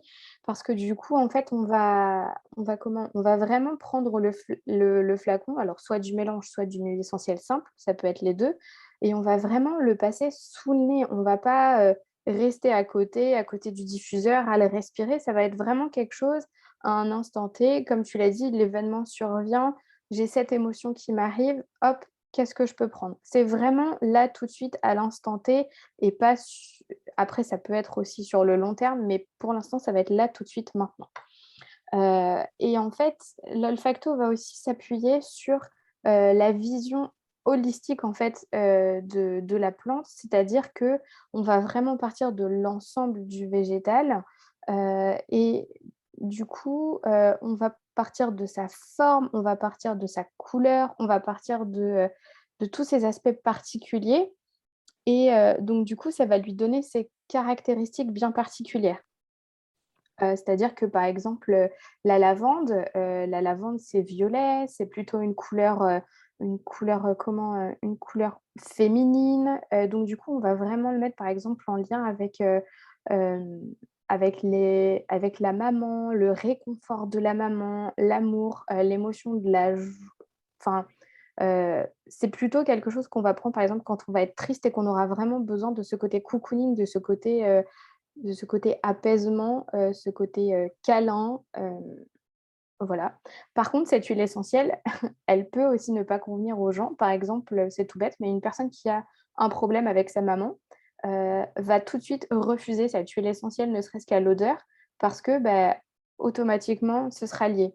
Donc même si à ce moment-là, vous avez besoin d'être, réconforté, d'être rassuré, et ben, la lavande ne peut ne pas vous convenir parce que, la personne dont vous avez besoin, par exemple, c'est pas de votre maman, mais c'est de votre papa et donc du coup, on sera plus sur une odeur vraiment, vraiment, ouais, masculine, quelque chose de plus péchu, en fait, à cet instant-là. Donc vraiment prendre la globalité, en fait, les émotions qu'on a là, tout de suite, et du coup, l'émotion et tout ce qui va derrière avec notre passif. Donc oui, là, maintenant, j'ai besoin d'être réconfortée, j'ai besoin d'être rassurée, mais ça va pas avec ma maman, donc du coup, je vais pas utiliser une huile essentielle qui me rapproche de ma maman. Je peux juste te dire quelque chose. Ouais, vas-y, vas-y, Ça me on est rappelle quelque chose. C'est très intéressant ce que tu dis parce qu'en fait, nous, à l'Institut, si tu veux, je travaille avec une marque qui utilise des huiles, enfin, des mélanges d'huiles essentielles. ouais. Et en fait, dans nos rituels de massage, on a pour habitude de présenter en fait enfin, c'est des cartes en fait avec des couleurs. Et Mmh. en fait, la personne va choisir la carte et par rapport à ça, on va lui présenter un mélange d'huile essentielle pour qu'elle puisse voilà, le ressentir. On va lui lire bien sûr les propriétés et, comme tu l'as dit, un peu ce que ça représente différemment. Et ben, des fois, elles ne supportent pas l'odeur. En fait, elles vont pas du tout supporter l'odeur. Et en fait, en général, quand c'est ça, c'est par rapport à la carte. Par exemple, si ça représente, bah, comme là, tu viens de dire, la mère, voilà, la maternité, enfin tout ça. Et ben en fait, si elles sont en conflit avec leur mère actuellement et ou que voilà, il y a quelque chose qui se passe, et ben en fait, elles vont pas vouloir, par rapport, vu que si tu viens de le dire, voilà, le nez est relié aux émotions. C'est ça. Et ben en fait, soit elles vont, justement, au contraire, nous, on leur dit, bah, peut-être que c'est quelque chose ce qu'il y a à travailler. Donc, si elles sont conscientes et qu'elles ont envie de travailler avec cette odeur, elles vont, malgré qu'elles ne vont pas trop l'aimer, elles vont quand même vouloir qu'on la masse avec ces odeurs-là. Ou alors, pas du tout, ça va vraiment être quelque chose complètement inverse, quoi. C'est Donc, ça. c'est vraiment ça, quoi. C'est vraiment qu'on est tous différents et à chaque odeur a une signification différente pour nous. C'est ça, totalement. Mais c'est vraiment totalement ça en plus, hein. Chaque odeur a vraiment une signification différente et que ce soit pour nous ou que ce soit pour les autres ou que ce soit vraiment pour tout. Enfin, c'est vraiment, vraiment très, très particulier. Donc du coup, je vais, bah, enfin, je le rappellerai quand même à la fin, mais que ce soit pour les odeurs ou que ce soit, en massage, les huiles essentielles, on fait quand même super attention parce qu'on est sur du concentré de plantes. Donc il faudra vraiment faire, attention aux contre-indications, si vous avez des traitements, si vous avez des pathologies, si vous avez vraiment des choses, Heu, vraiment des choses très particulières. Si vous êtes asthmatique, épileptique, alors là, c'est multiplié par 2 ou par 3 au niveau de faire très attention et du coup, si vous avez des doutes, n'hésitez pas à aller vers des professionnels. Alors les aromathérapeutes comme moi, oui, certes, mais il y a aussi les naturopathes, certains pharmaciens, certains médecins, il y a vraiment des gens qui s'y connaissent. Il existe aussi des bouquins, mais sur les bouquins, vous allez avoir, comment dire? Vous allez avoir des fois sur, 2 bouquins différents, 2 informations différentes. Donc vraiment, si vous êtes, dans le doute, parce que vous avez une pathologie particulière ou un traitement en cours et que vous voulez quand même, garder des approches naturelles, n'hésitez pas à vous retourner vers les professionnels de santé, hein.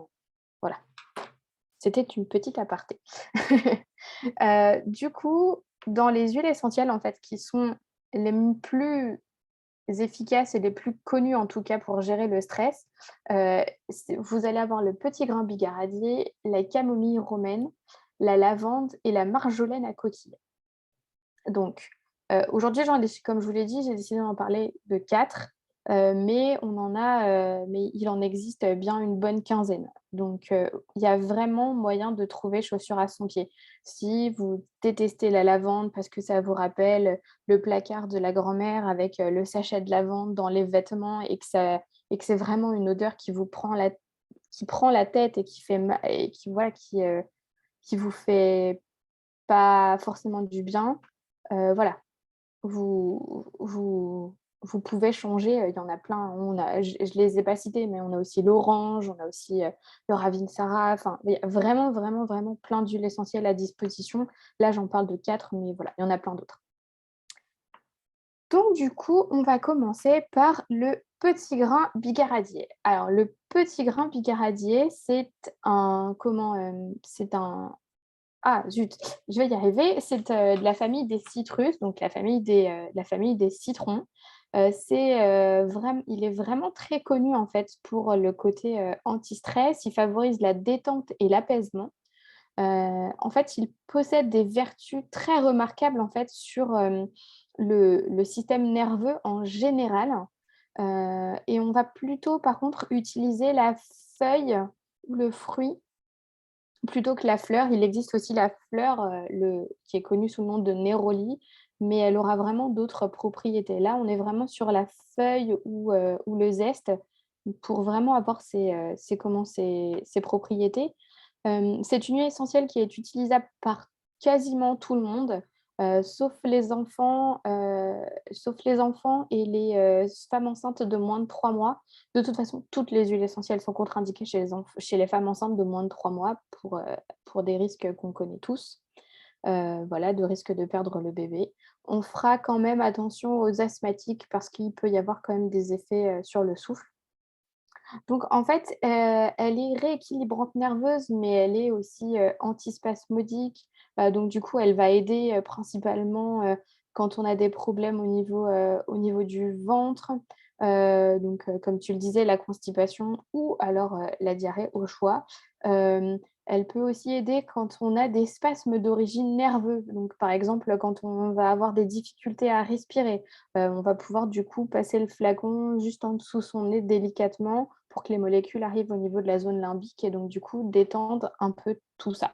Parce qu'en fait, quand vous passez en fait au niveau du nez, vous avez tout de suite en fait les récepteurs où ça monte directement en fait au cerveau et donc du coup ça atteint directement la zone en fait concernée, heu, voilà, dans un effet, assez quasi, immédiat pour certains. Après ça peut demander 2-3 minutes de plus pour d'autres, mais il y en a pour qui, ça peut être quasi instantané. Alors après, on n'est pas sur des gros, gros pics de stress ou des gros, gros pics d'anxiété, voilà. Elle a aussi des effets sédatifs, donc elle calme vraiment et certains, le préconisent en fait en antidépresseur léger. Donc pour éviter de prendre un drom quand on commence à être un petit peu, à arriver dans la phase de dépression, avant de passer aux gros médicaments de pharmacie, on peut aussi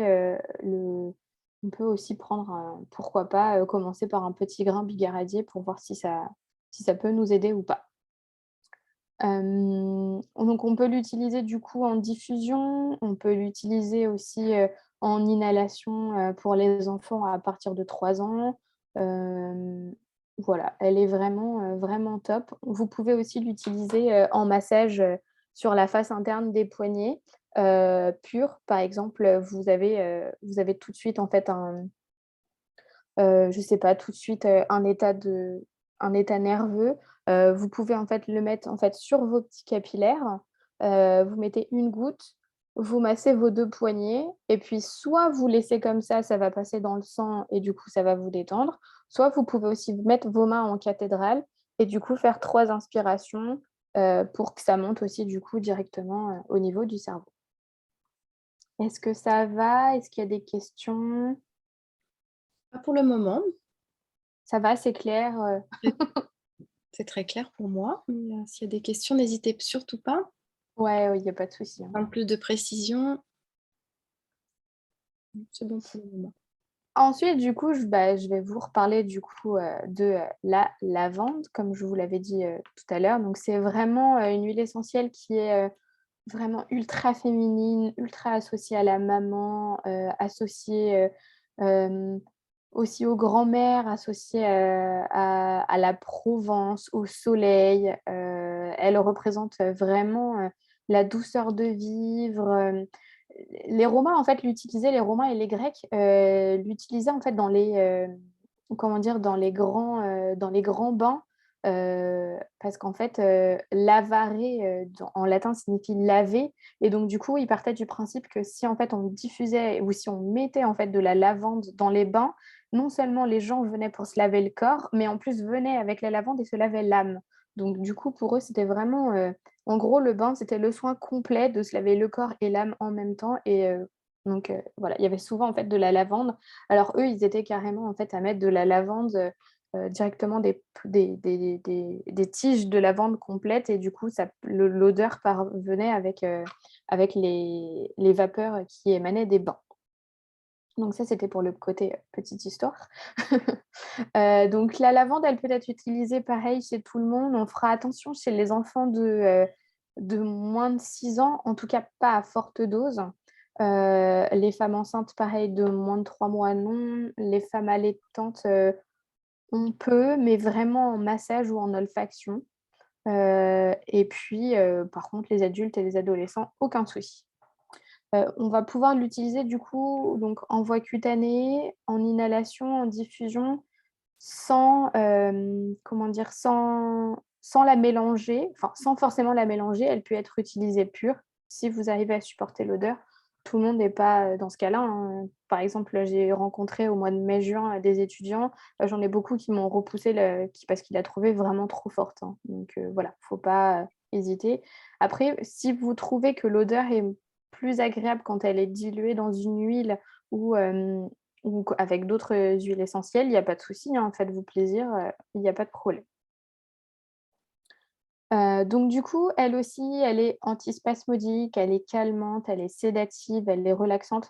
C'est l'huile essentielle que tout le monde en fait, préconise, quand il s'agit de stress. Mais tout le monde oublie que l'odeur de la lavande ne convient pas forcément, donc parfois ça vous stresse plutôt que ça vous détende. Donc vraiment, n'hésitez pas, passez juste le petit flacon une fois ou 2 sous votre nez. Si jamais vous sentez que l'odeur est vraiment trop forte, reposez le flacon et partez sur vraiment autre chose. Ne vous embêtez pas à essayer de vous calmer avec de la lavande parce que tout le monde vous a dit que ça calmait.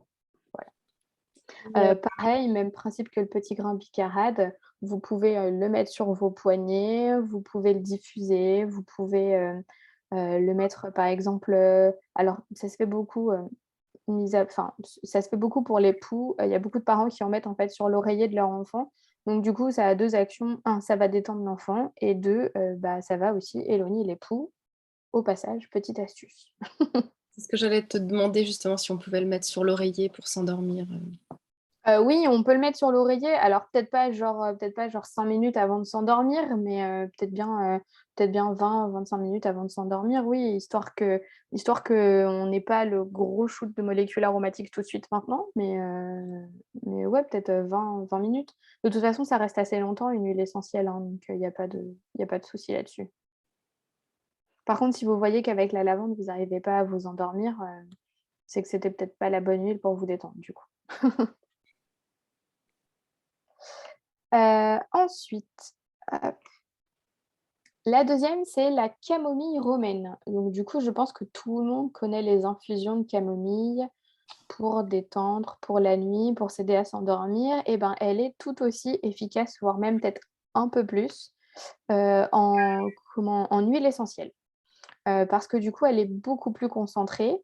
Mais par contre, on fera très attention aux personnes qui, ont déjà une faible tension habituellement. Car pour le coup, elle est vraiment, vraiment hypotenseur, mais je peux vous le dire, hein, je vous le certifie, j'ai vu des gens faire des malaises vagos parce qu'en fait, ils avaient juste mis une goutte de camomille noble, et donc du coup, la tension a chuté assez rapidement.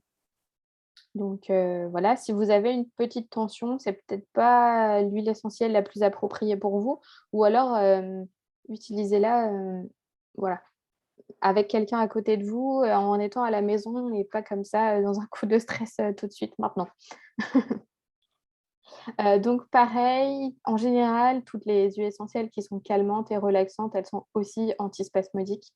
parce que, comme du coup tu l'as dit, hein, quand on est en état de stress, on est vraiment sous tension, tout est sous tension, que ce soit les viscères, que ce soit nos vaisseaux sanguins, que ce soit, vraiment tout est sous tension et donc du coup, il faut vraiment tout apaiser et tout détendre, et pour que ça aille mieux.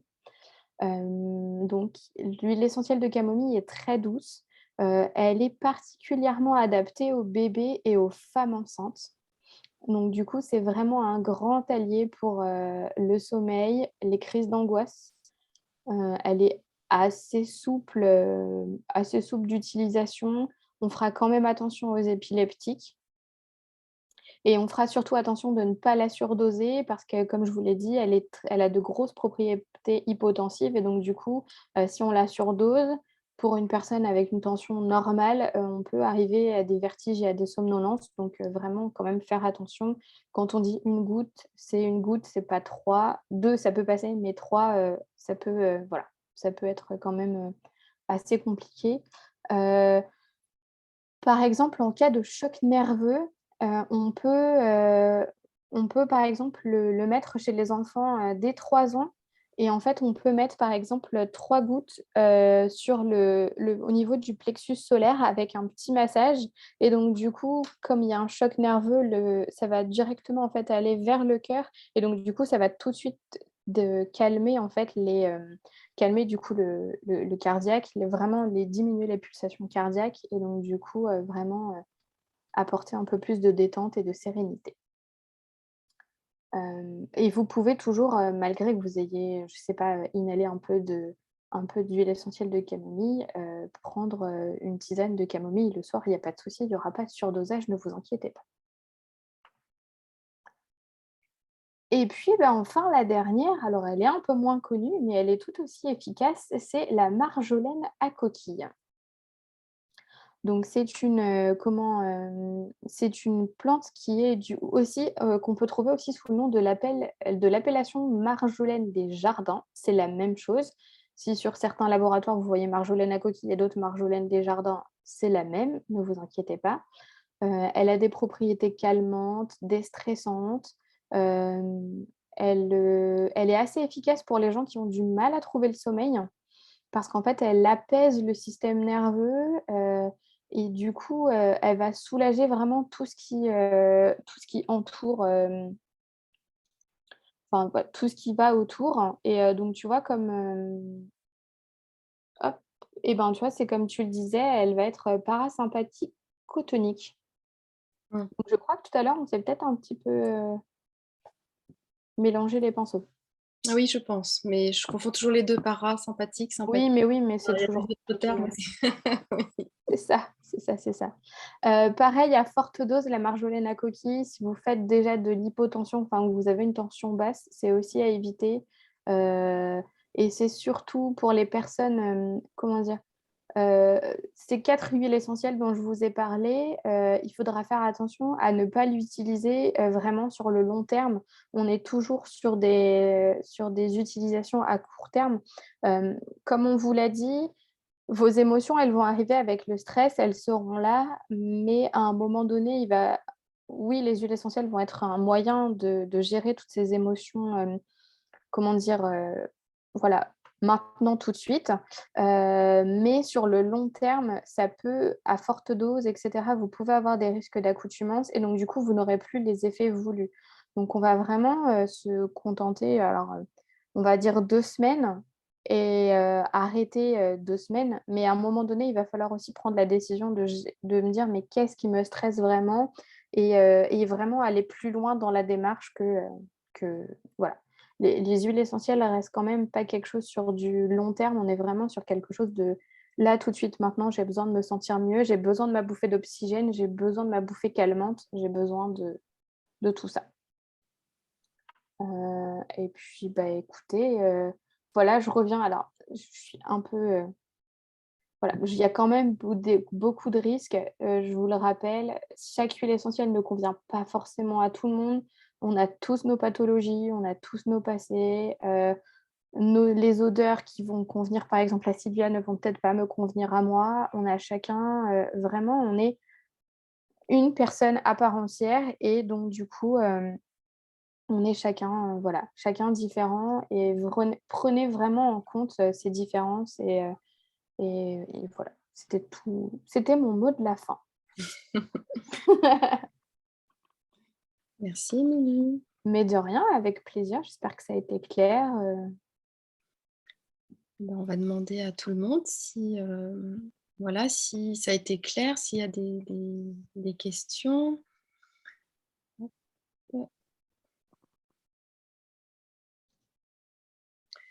Alors, il y a une question de Magali qui demande comment peut-on les mélanger? Est-ce que certaines sont incompatibles avec les autres?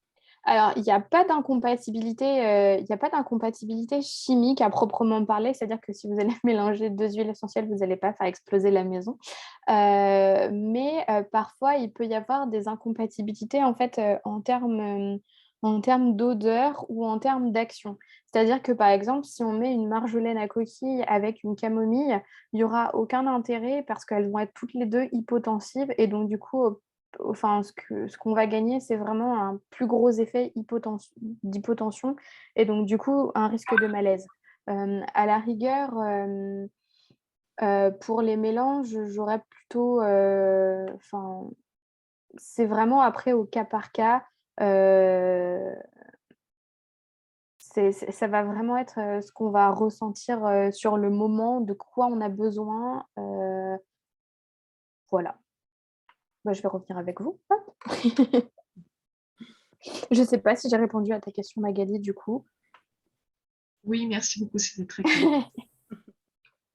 Mais en tout cas, en mélangeant des huiles essentielles, vous n'aurez jamais le risque de faire exploser la maison, ne vous inquiétez pas. Le seul risque que vous allez avoir, c'est comment dire? D'avoir des odeurs qui ne se mélangent pas ou qui ne se mélangent pas pour vous.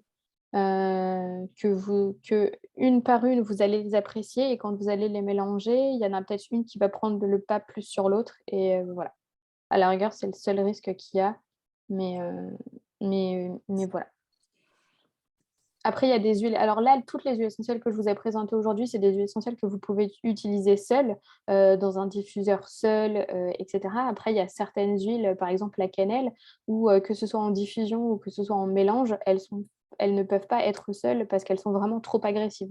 Il faut absolument les mélanger à quelque chose pour que ça passe mieux en termes d'odorat et en termes de, au niveau de la peau ou en termes de massage, et cetera. Par exemple, la cannelle, elle est totalement beaucoup la proposent pour les mélanges de Noël, et cetera, mais elle est jamais seule, elle est toujours mélangée, par exemple, à un sapin ou à du girofle. Et par contre, la cannelle, on ne peut pas l'appliquer sur la peau parce que pour le coup, elle est dermocaustique et donc du coup, ça peut créer des brûlures. Donc voilà. Après, c'est vraiment au cas par cas pour chaque huile. Celles d'aujourd'hui, en tout cas, vous pouvez l'utiliser seule ou en mélange, il n'y a aucun problème. Très bien.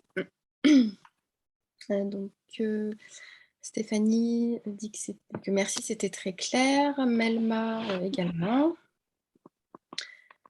La formation est très intéressante et complète. Merci à vous. Je dois vous quitter. Très bien, Marion. Merci d'avoir été présente.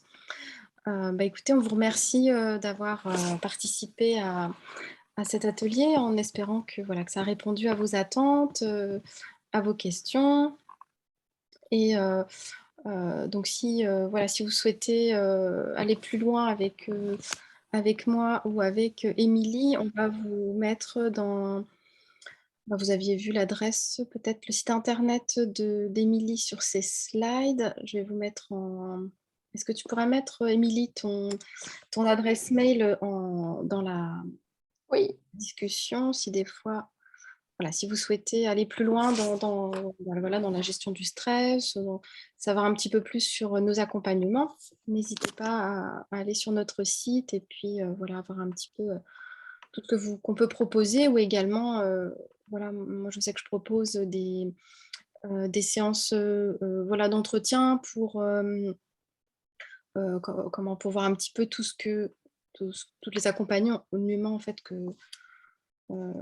je peux vous proposer, parce que des fois, on ne sait pas trop, on ne sait pas comment ça se passe. Donc, voilà, On t'entend plus, Sylvia. T'as... c'est comme tout à l'heure. Oui, c'est bon. Là, c'est bon. Super, très bien. Bon, en tout cas, merci à tous. Je vous enverrai le replay d'ici quelques jours, le temps que je puisse enregistrer tout ça et puis le mettre en place.